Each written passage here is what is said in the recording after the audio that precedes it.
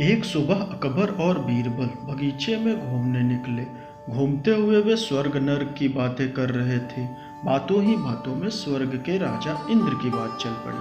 अकबर ने बीरबल से पूछा, बीरबल, राजा इंद्र बड़ा है या मैं? जो सही बात हो वही कहना।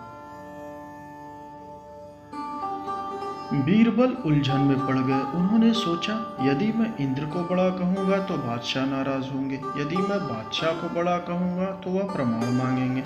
मैं प्रमाण कहाँ से लाऊंगा? बीरबल कुछ नहीं बोले। बादशाह अकबर ने उन्हें खामोश देखा तो जिद करने लगे। उन्होंने सोचा कि शायद बीरबल के पास इस प्रश्न का कोई उत्तर नहीं है। बीरबल, कुछ भी करो, मुझे इस प्रश्न का उत्तर इसी वक्त चाहिए। जहाँ पना इंद्र का और आपका क्या मुकाबला? आप हैं, इंद्र इंद्र है। नहीं नहीं, मुझे यह गोल मोल जवाब नहीं चाहिए।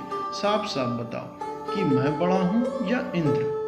बीरबल ने एक गहरी सांस ली, फिर बोले, जहाँ पना इंद्र से आप बड़े हैं। बादशाह मन ही मन बहुत खुश हुए, लेकिन इतनी सरलता से बीरबल को छुटकारा भला कहाँ मिलने वाला था। वही हुआ जैसा बीरबल ने सोचा था। बादशाह बोले, तुम मुझे इंद्र से बड़ा कहते हो, इसका कोई प्रमाण है तुम्हारे पास?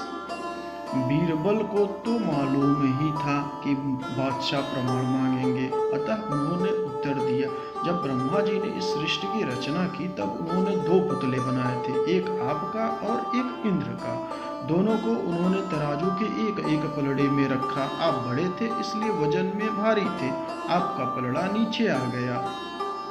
ब्रह्मा जी ने आपको यहाँ का अर्थात पृथ्वी का राज दिया। इंद्र छोटे थे इसलिए वह वजन में हल्के थे, उनका पलड़ा ऊपर उठ गया, इसलिए ब्रह्मा जी ने उन्हें स्वर्ग का राज दिया। इस प्रकार ब्रह्मा जी ने उस समय ही यह प्रमाणित कर दिया था कि आप ही बड़े हैं। बीरबल का जवाब सुनकर अकबर हंसने लगे। उन्होंने कहा, वाह बीरबल वाह, तुम्हारी बराबरी कोई नहीं कर सकता। बीरबल मुस्कुरा कर रह गए।